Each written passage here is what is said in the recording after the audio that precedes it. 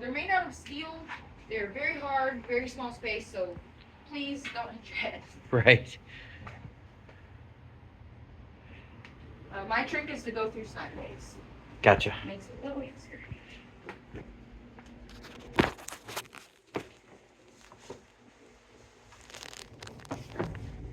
There's a lot to take in in this room. Wow. So this is your maneuvering room.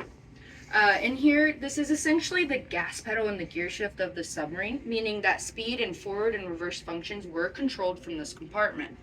Now this is a diesel-electric submarine, meaning the diesel engines were connected to electric generators, and with that it produced power. Now that electricity was shunted off from this compartment for things like lighting, ventilation, for charging the batteries, and powering the electric motors. However, they could not run those diesel engines while under the water because it would suck all the breathable air out of the compartments, and that would be really bad for the crew. Also, their top speed that they could go was 24 knots surfaced and 15 knots submerged. If they went 15 knots while submerged, that would drain the battery within an hour. And to fully recharge it would take a full 24 hours from dead to full. So they would have to be a bit strategic about when they went up to get air and whatnot. Right. Wow. Amazing. Yeah, there's a lot to take in. We'll move on through here. Also, Turkish plates all throughout the book from her time in the Turkish Navy. We try to keep it as original as possible as to when we received the boat. Wow. Which would have been right after Turkey decommissioned her.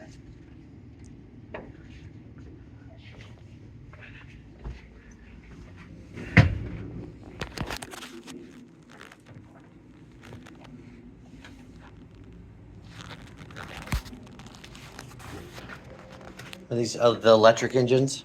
So these are the diesel engines. These are the diesel. Where's the electric back there? So they're electric generators, and actually they're these huge gray bumps right there on the floor. Okay. And there's another one there. So all of the engines were connected to electric generators. Okay.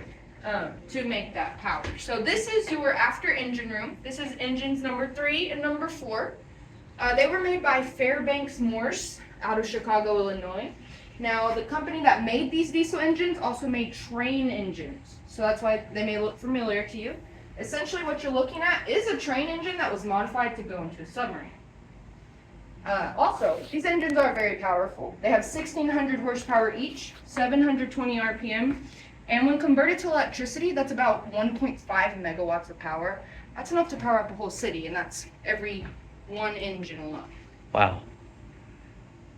I noticed, I don't know if you have this question, but I noticed these are upside down compared to a normal engine, with the crank on the top and the pistons on the bottom. I believe they say there is 2 cranks. I am not going to confidently be able to answer that. That's okay. But the other guys, they are very knowledgeable about the mechanical stuff in here, and I'd be happy to ask them for you. Yeah. I mean, most engines are 180. Yeah. So they, for whatever. I wish I knew. Yeah, it's okay. Also, as you can imagine, these are very powerful. So it did get really hot in here. In fact, the highest recorded temperature was 130 degrees Fahrenheit. And on average it was about 100 degrees Fahrenheit. So always really hot in here. In fact, if you look there at those photos, they're wearing long sleeves and working. That is probably just for photos, probably not very accurate. Right. So what they look like actually worked on the engines would probably be t-shirt or no shirt, because it was unbearably hot in here. Now, they also were very loud, and if you're not sensitive with your hearing, I'd be happy to show you what one would have sounded like. Sure. And that's just for one of them. So imagine all 4 running. That would have been very loud and very hot. Wow. Well, we're going to pass into this next compartment. Hence the earphones over your head. Yeah, these are mock headphones, what they look like. Big Mickey Mouse ears. Yep. There is a low-line white pipe when you come in, so just watch your head. Okay, thank you. No problem.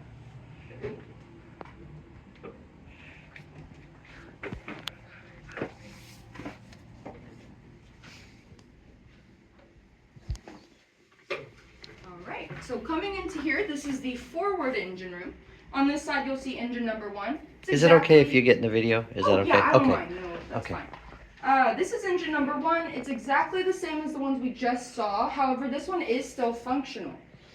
They got her back up and running about 12 years ago, and they run it every so often for maintenance purposes. If you're interested and you want to see how loud one really is, there is a video on our Facebook page. Okay. Over on this side, this is where engine number 2 used to be. However, since one engine is so powerful, it was kind of like overkill. It wasn't necessary, so they actually removed it. They removed it by cutting a big hole into the side of the submarine and lifting it out with a crane. Now, in its place, they put in an air compressor, which is down here, some storage, and then a 400 cycle generator used to upgrade the sonar equipment. Wow. Right above it there, that gray cylinder, that's one of the pistons. It weighs 75 pounds. Each engine had 20 pistons. 2 would share one cylinder, and they were vertically opposed. These are huge. They are huge. In fact, I think in our museum, the top of one is in there, and it's like cut from here. That was, I think, the last Turkey's captain. Okay. He cut the top off, dipped it in chrome, and used it as an ashtray. It's in our museum if you're interested in seeing Okay. that. Now back here, these 2 big gray machines, these are freshwater distillers. So what they did was turn the salt water to fresh water. It could produce about 2,000 gallons on a good day, 800 on a bad day. And they had a backup supply tank of about 5,000 gallons. And the crew would use about 4,000 gallons weekly. Now they used that fresh water for cooling the engines and the batteries. They used it for cooking and hydrating the crew. However, it was rationed, unfortunately, for showers. So the men could shower maybe once every 2 weeks.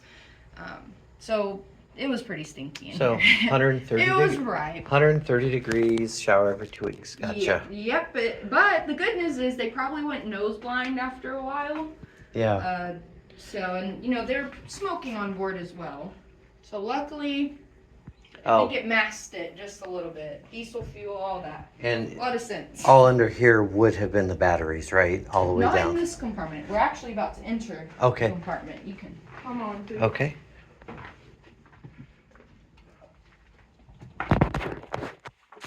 Here too, as you come in, there's shower stalls and whether head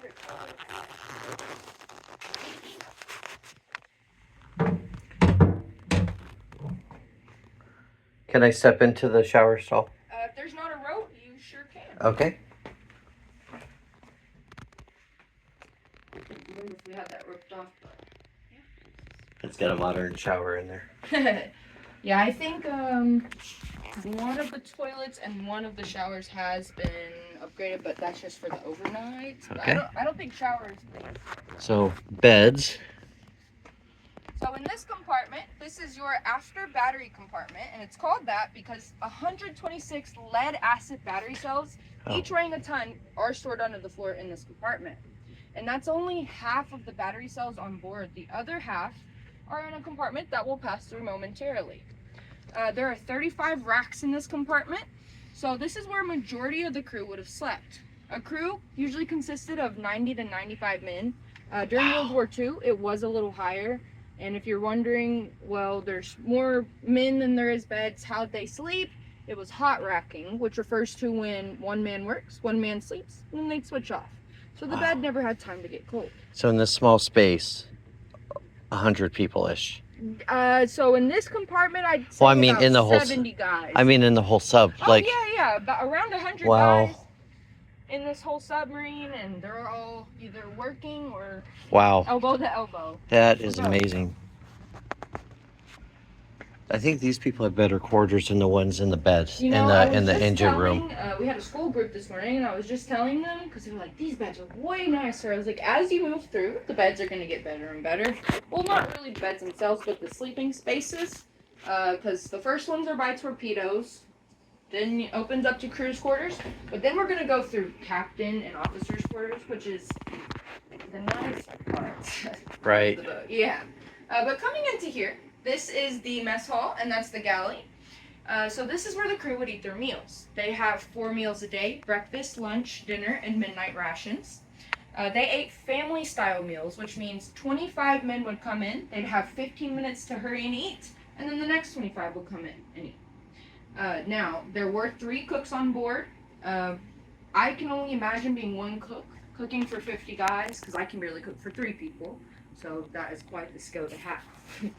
They would also bring 20 tons of food for a 3-month supply and keep it down here in the freezer.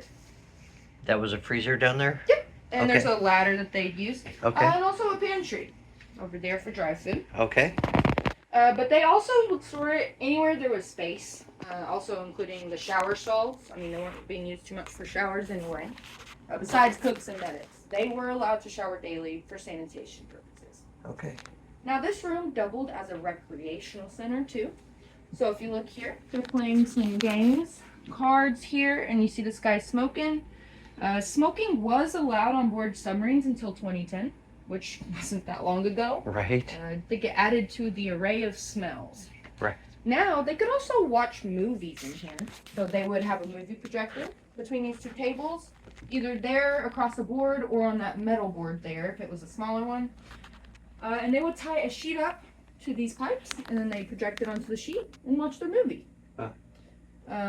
Now, under here, the tables are inlaid with backgammon on these 2. And chess and checkers on the other. You feel free to lift it up if you want to. Okay. Cool. And they would store these games, board games, books, cards, and also the movie rolls in these white cabinets back here. However, the movie rolls back then, they're big canisters, they were huge, so they couldn't bring too many of them. They didn't have a lot of spare space. So if you look here on the schedule, you can see where they watched the same movie, Double Man, 3 times in one day. Right. But, you know, the good thing about that is if you missed it in the first showing, you probably can catch it in the next Right. showing. Well, do you have any questions for me about this room? No, it looks like there's a lot of space down there. Well, yeah, now there is, but I then- believe first leaving for your trip, it would be stacked up Right. to the ceiling. And Yeah. also for bigger crews, I've heard stories from some of the guys who worked on the submarine Okay. that there was a point in time when the crew was bigger, they had so many cans of food lying across the floor with wood or cardboard over the Okay. top, they would just walk on top of the food. And whatever's on the top, that was your first meal. My dad actually worked as a radio man on a submarine Oh, cool. tender, which Wow. is one of the boats that followed the submarines Nice. and would refuel it, restock it, Cool. and stuff like that. So So he's probably got some stories as well, too. he's got a very interesting story That's about very cool. the Cuban Missile Crisis. Oh my gosh. Yeah, where he was involved with that too. Jeez. They are brave. Let me tell you what, submarine service was voluntary. There was incentive, you know, money, food, travel, Wow. but they were brave nonetheless. So coming in on your left here, there is a radio room. I encourage you to take a look because all of Okay. this equipment is still functional. Okay, can I stick my camera through and film Yeah, around you the can corner? stick your camera through. And Okay. also here on this sign, you can see Okay. there's a radio event, an international event where radio men will show off their skills. Oh, neat. Sometimes they would have had people prepared for that. It is still operational. Wow.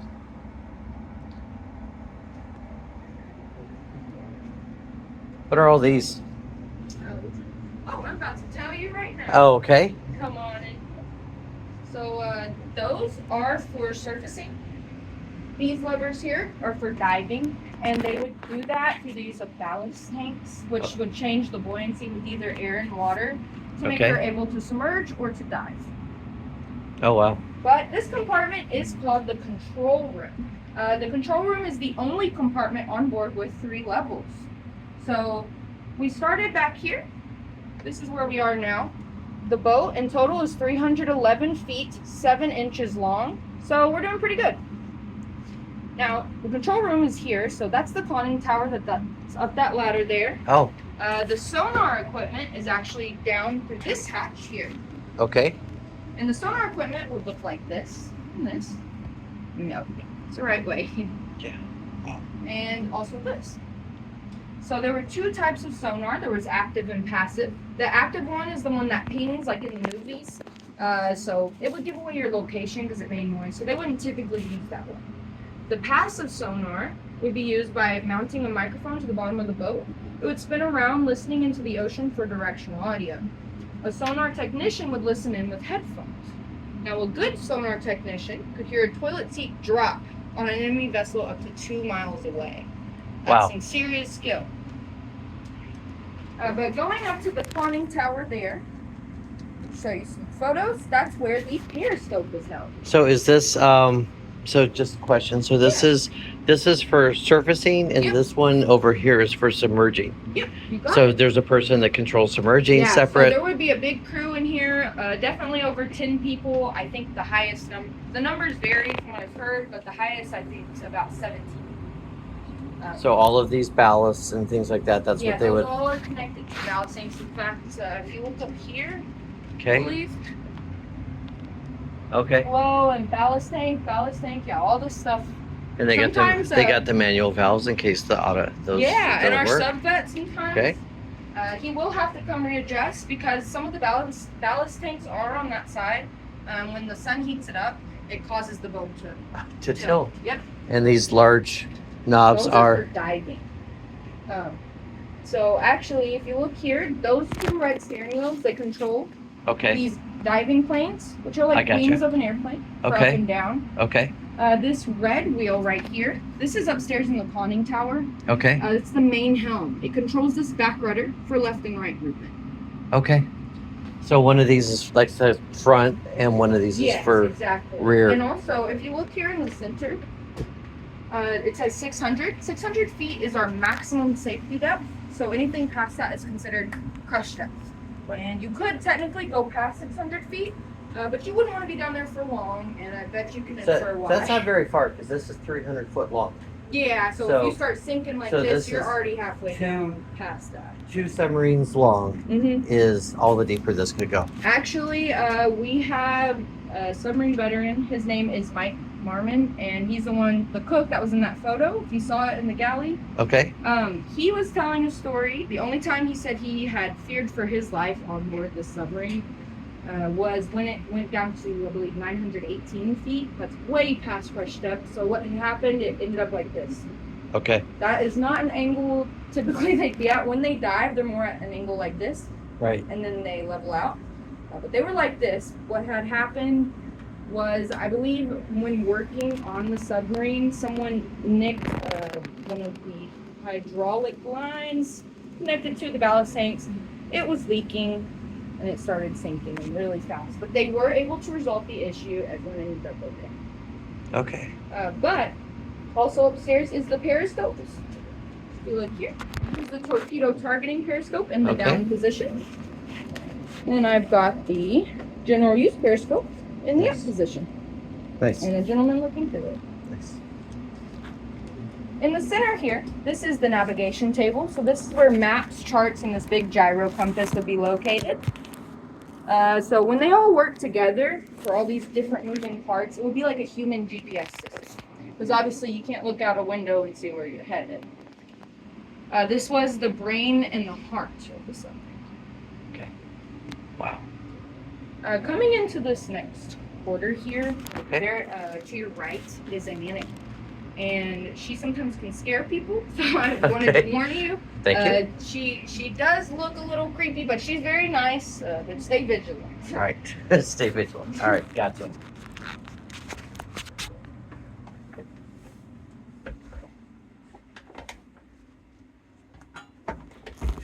So where our mannequin friend is there, that is actually the yeoman's office. That's where reports and records were held. Okay. But coming into here, this is the forward battery compartment. This is where the other half of those 126 batteries are, so making a total of 252 battery cells. They're under the floor here. Definitely nicer accommodations. That's what I was saying. As you go through, the beds get nicer, but then they return to how they were in the start, which we'll see in a moment. Okay. But this is where the captain and his officers worked, ate, and slept.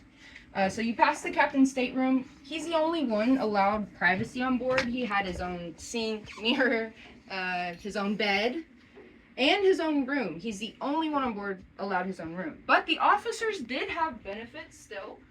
They didn't get to have their own rooms, but they didn't have to share their beds either. So that's a plus. Now looking to your left here, this is the ward room.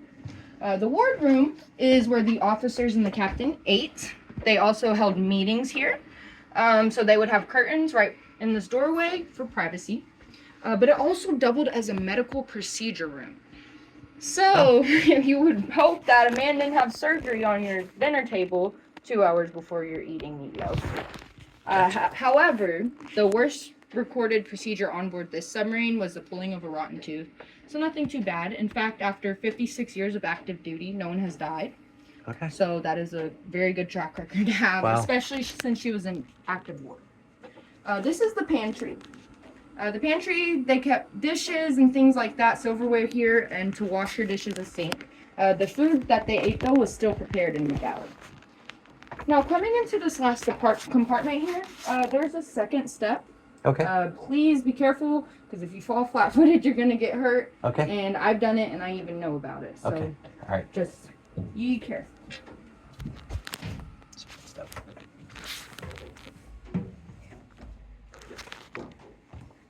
Another toilet. Another toilet. Another shower. That's the fourth toilet on board. And I think there are only 2 shower stalls. Okay. So 4 toilets, 2 shower stalls. So forward torpedo bay, 4 tubes. Was there 2 tubes in the back or 4? There's 4 tubes in the back. So this is where 16 of 24 torpedoes are held here in the forward torpedo room. This is the front of the submarine. So she can fire torpedoes out of both ends. So 6 of the torpedoes would have been loaded in these 6 tubes here. With the 4 tubes in the back of the submarine, that makes 10 total. The reloads would be 4 on the top level here. There would have been 4 on the foot level here, and 2 under the deck. And you can kind of see there the gap as well. So they would have 16. 16 total. 6 in the tube. Okay, so 1, 2. Okay, I see. And 4, and 2 under. Gotcha. Okay, so there'd be, all right. You got it. And also, we're talking about that loading bay at the very beginning. There's another on this side as well. Oh. And if you also look, those bronze winch systems. Yep. So they got those originally, installed them to try and help the men move the torpedoes from level to level. But because they are so heavy, it just didn't work. So what they ended up doing is they kept it to assist the men in bringing it down. They would load them onto these skids, which could be dragged out to the center. They would have a metal board that went across, so they could move them anywhere in case they needed to reload somewhere else. Okay. And they would slide down on these wheels, like a car in neutral, and fire off the torpedo. Yeah, I see the racks, how it connects through so you can drop it's really it. And... neat. Also, the torpedoes were launched through the tubes with pressurized air and water. But once they were launched out, they do have propellers and were fueled by steam to keep them going after they were launched out to hit their target. And actually right there by that Navy stool right above it is the gyro angle setter that controlled the direction and speed of the torpedoes. They were not armed while just sitting here like this. Everyone would hope. Right. But they do have a mechanism that would arm them as they pass through. You can actually kind of see it back here on this one. This little thing would have to get pushed down. So kind of like the safety on a gun. Okay. But speaking of guns, taking you all around here. But oh no, this is amazing. I love it. Let me show you right here. This is actually the trigger. Well, it's the backup trigger for the torpedoes to actually launch them. Okay. But it's kind of funny because it literally looks like a gun. Oh, the It's pistol. neat. Yeah. You're right. I love it. Definitely neat. And if you look here, so we kept these 2 tubes open for your view, your viewing. And here on this side, this one's loaded, this one's unloaded. You can actually see down to the front of the submarine. Now when I remove this plaque, can you guess what this gray rack is for? They sent new recruits down there to clean on this gray rack, so it actually moves. Okay. But I definitely wouldn't want that job. But everyone's a new guy at some point, right? Okay. Let's hope my director doesn't send me down there. I would hope not. Right. But do you have any questions about these torpedoes? No, this is absolutely your amazing presentation. Great. I guess I just want to ask, like, what are these big handles? Are these how they have to flood the tubes? Oh, yeah, I believe that's exactly what it's for. Okay. From what I was told. So all the brass handles are If you look closely, it says tube blow. So, I believe men could go out of the hatch, not the hatches here, if they needed to. It wasn't the recommended way. In fact, there's actually a second hatch on the side up there for an emergency exit. But they could do it by closing it, flooding it with water, and then opening it, letting the guys through, shutting the door again, so that no one gets hurt. But Yeah. I definitely wouldn't want to go Nope. through that way. No, especially if you're 100 feet down or something like that. Yeah, that would be Yeah. very scary. So so it looks like we got 4, 5, well, let's see, In 4, this room, I want to 8, say, 9 people sleep in here. yeah, there were way less beds in here than Yeah. the other room. Right. That's the main difference between this room and the one we initially came in. Right. Is that there is more torpedoes